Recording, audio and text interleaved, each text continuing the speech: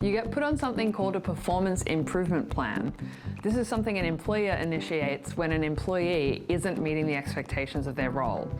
This can, of course, send workers into a spin. Is your job at risk? We're here to tell you what a PIP is actually supposed to be used for, what you should see in a PIP, your rights while you're on a PIP, and what to do once it's over. So what is a PIP supposed to do? Well, the goal with a performance improvement plan should always be to give the employee an opportunity to improve their performance before they face more serious action. It should never be a fast track to termination. The plan should also reflect the expectations already present in your job description. Not more, not less. What should you look for in your PIP? Well, firstly, specificity and evidence. The specific performance issues that your employer has identified should be clearly written down with concrete evidence and data to support the claims. For instance, the PIP should not just say the employee is behind on work. It should say, for example, the employee has consistently been behind in cataloguing new collections in the library. Cataloguing reports were due on the 1st, 5th and 15th of July, but were instead submitted on the 2nd, 12th and 21st of July. Vague accusations with no supporting evidence are a red flag for one of two things.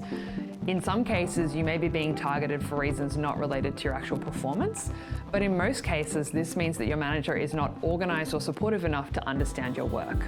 They think you're running behind because you're not good at your job, but it sounds like you're not getting clear direction on what you should be doing and when it's due. Next, we look for a clear, measurable goal. Vague phrases like should show improvement or should do better won't cut it.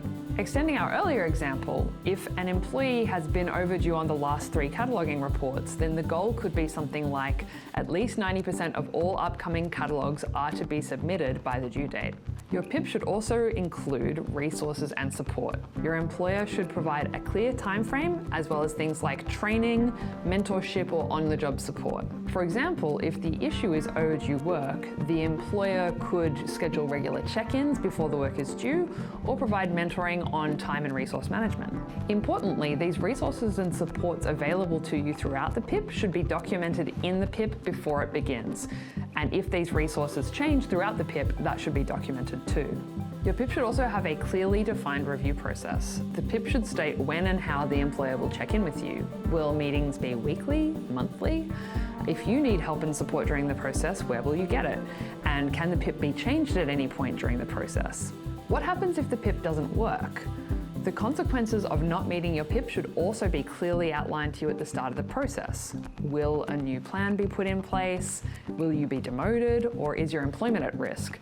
Your employer should also have a clear policy about how PIPs are handled at your workplace, and your union can help you find and understand these documents. Remember, you have rights even during a PIP. You have the right to receive the information about the PIP in writing before the PIP begins. A union delegate or a support person can attend these meetings with you. You don't have to face a PIP meeting alone. If you do take a union delegate, they should not be told to be silent. A union delegate can talk with and for you during the meeting, just like a lawyer would. It can be stressful, so seek support wherever you can get it, from your union, a delegate, a colleague, or from mental health supports if you need them. You have the power to review and negotiate your PIP. Don't sign your PIP at the outset if you don't agree with it. Ask for more time and talk to your union delegate or the ASU member contact center. Your PIP is confidential and must be treated as such by your employer. Because it's your PIP, you can talk about it to people you trust in confidence. Decisions on a PIP are not necessarily final. You can check your workplace policy, your award, or your agreement to find out about any disputes or appeals processes you might have. A PIP does not have to mean the end of your job. When done properly, it can be a structured opportunity to get back on track. If you feel the PIP is a termination plan in disguise, contact your ASU delegate or the union office immediately. And remember, throughout the entire process, the ASU is by your side. If you have any concerns at all, reach out to a delegate or contact the ASU member contact center. For more information like this, visit asuvictas.com.au.